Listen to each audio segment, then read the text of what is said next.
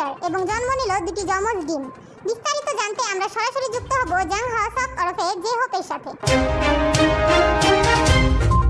গতকাল রাতে ছাগলের চামড়া পচা হাসপাতালে একটি মুরগির সিজার হয়েছে এবং দুটি যমজ ডিমের জন্ম হয়েছে। মুরগি এবং তার একটি ডিম সুস্থ থাকলেও অপরটির ক্ষেত্রে আশঙ্কা রয়েছে।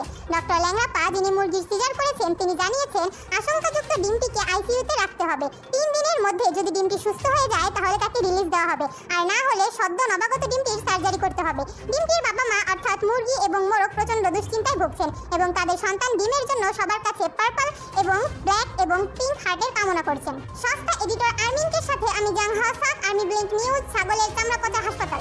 জাং হা-সক, আপনাকে ধন্যবাদ। এবার আবহাওয়ার সংবাদ। কাল সকালের আবহাওয়ায় পরিবর্তন লক্ষ্য করা যেতে পারে। এ ব্যাপারে বিস্তারিত জানাবেন পার্ক জিমিন।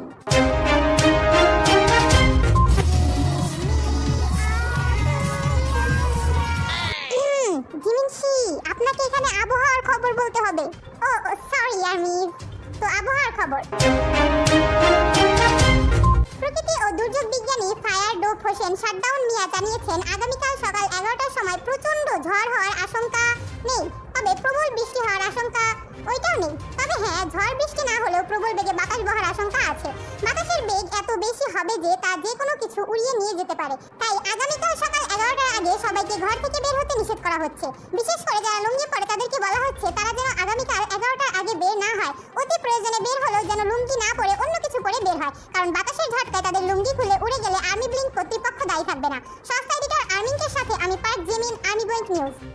এরকম আরো চমকপ্রদ